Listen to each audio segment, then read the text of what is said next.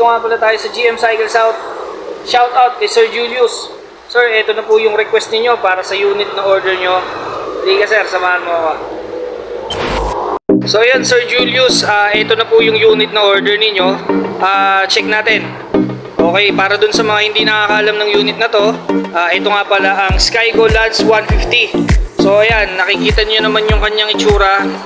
Meron siyang kamukhang motor, so hindi ko nababanggitin kung ano yan, no? Okay, so check natin. Hindi na ako magiging technical dun sa mga features niya. Check na lang natin kung ano yung mga special features niya compared dun sa other brand. Okay, ayan guys, tingnan muna natin yung mukha nyo. Ayan, napakaangas. Yan. Okay. Ayan, may kamukha tong motor na to talaga guys. Ayan. Okay. So yun, punta tayo sa meter panel. Fully digital. Meron tayong idling stop. Meron tayong dim light, switch on, push button, passing light, high and low, busina, flasher.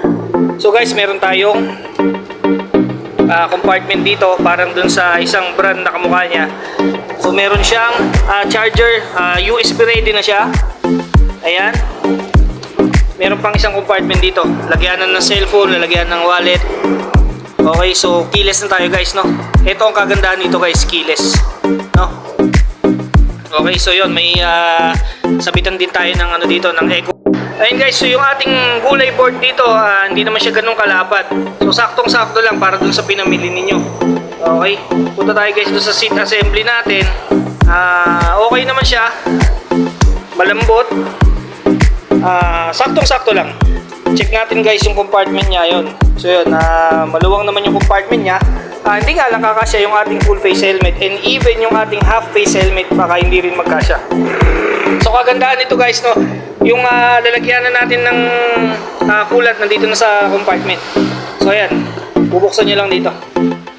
Fuel tank natin. Okay, check natin yung kaha niya. So guys, itong nakalagay na to, yung Lance 150, hindi ito emblem, no, sticker lang to. Okay. Ayan. Ayan, yung tire size natin guys, both front and rear, parehas lang dun sa isang brand.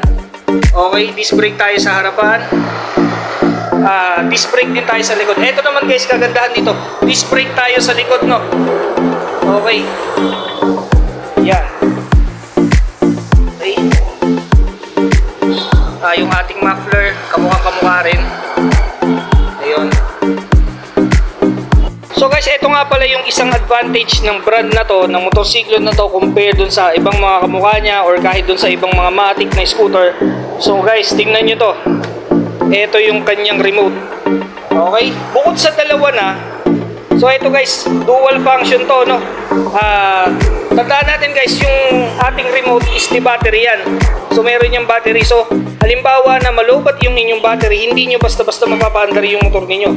So itong kinaibahan guys kay Lance 150 ng Skygo. Ayun guys, oh, tingnan nyo. Tanggalin natin. So ayun. So ito guys, dual purpose siya. Pwede siyang di-remote, pwede siyang di-susi. So halimbawa guys na malubat yung inyong remote, pwede nyo pa rin mapaandar. So demo natin kung paano. So yan,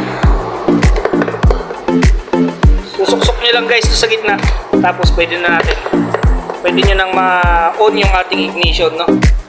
So ganun kaganda. Ito yung masasabi ko na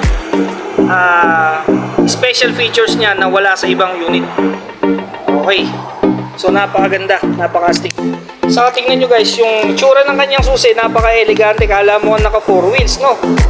At hindi lang yun, dalawa pa, meron ka pang extra. So yun, napakaganda. So yun, Sir Julius, nakita mo na kung gaano maganda yung unit natin ng Skygo Lance 150. So yun sir, prepare na lang namin yung unit at i-chat ka namin. Pagka okay na, pwede mo nang pick up dito sa branch. Okay, para sa mga hindi nakakalam, SRP natin is 97,000. Naka-promo pa tayo ngayon, 0 down payment tayo. Kaya ano pang hinihintay nyo? Mag-apply na, PM nyo lang ako.